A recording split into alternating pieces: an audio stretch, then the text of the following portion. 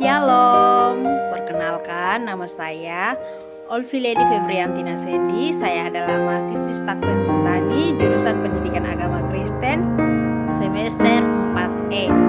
Pada saat ini saya akan membagikan tafsiran yang terambil dari dalam kitab 1 Timotius pasal 1 ayat 18 sampai 20 dengan judul atau perikop tugas Timotius.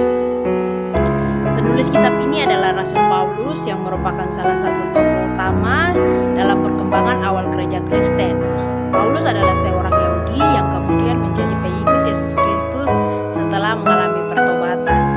Ditulis sekitar tahun 64 sampai 65 Masehi, selama masa penahanan Paulus yang kedua di Roma. Paulus sebagai rasul atas perintah Allah sendiri yang telah beroleh kasih karunia begitu mengherankan dari Tuhan Yesus Kristus sekarang memberikan tugas ini kepada anaknya Isa dalam iman. Timotius, latar belakang dari bagian surat ini memberitahukan kita bahwa tugas yang disampaikan Paulus ini merupakan tugas yang begitu penting dan harus Timotius kerjakan dengan sungguh-sungguh. Paulus juga mengingatkan Timotius bahwa dirinya menjadi pelayan Tuhan berdasarkan nubuat, yaitu peneguhan Roh Kudus atas panggilan Timotius melalui sesama orang percaya, termasuk Paulus sendiri. Tugas itu adalah memperjuangkan perjuangan yang baik dengan iman dan hati nurani yang murni.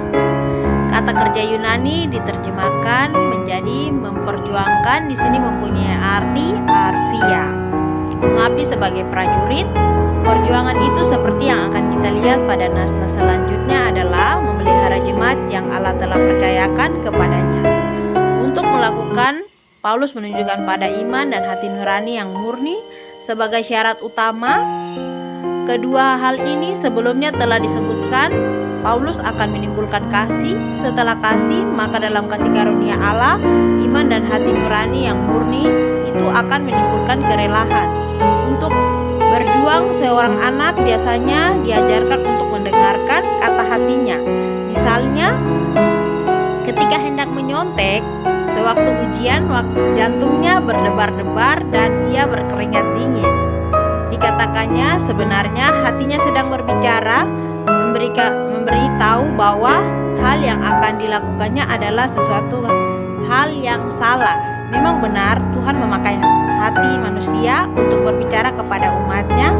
Rasul Paulus berbicara mengenai hati nurani yang murni dalam diri Timotius ketika kata hati tidak dicemari oleh hal-hal buruk atau keinginan-keinginannya yang menyimpang.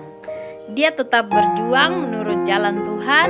Hati nurani yang murni memelihara kita untuk tetap berada di jalan yang benar. Hati nurani itu juga yang akan menjadi penjaga supaya kita tidak beralih ke jalan yang salah. Kita sebenarnya berada pada posisi yang sama. Hati kita pun berkata-kata kepada kita. Tuhan mau menggunakan hati kita untuk berbicara kepada kita. Kalaupun hati nurani kita pernah tidak murni, saat ini sedang tidak murni karena berbagai keinginan dan kebinasaan dosa, Tuhan akan menolong kita untuk membersihkan dan memurnikan kembali. Asalkan kita bersedia dengan hati nurani yang dimurnikan, kita akan menerima tugas dan pengutusan dari Tuhan. Dengan iman yang murni, kita akan turut dalam pekerjaan Tuhan. Kesimpulan, para kasih Kristus, jangan hanya bertugas memberitakan ajaran Injil yang benar, tetapi bertugas untuk tidak memberitakan ajaran Injil yang lain. Karena Injil tidak membutuhkan pengembangan dan untuk menambah huruf di hukum Taurat kepada ajaran kasih karunia merupakan percampuran yang mustahil, membawa kepada omongan yang tidak sia-sia. Mereka menjawab tujuan dari hukum Taurat yang memiliki hati nurani yang baik terhadap Kristus dan iman dan bukan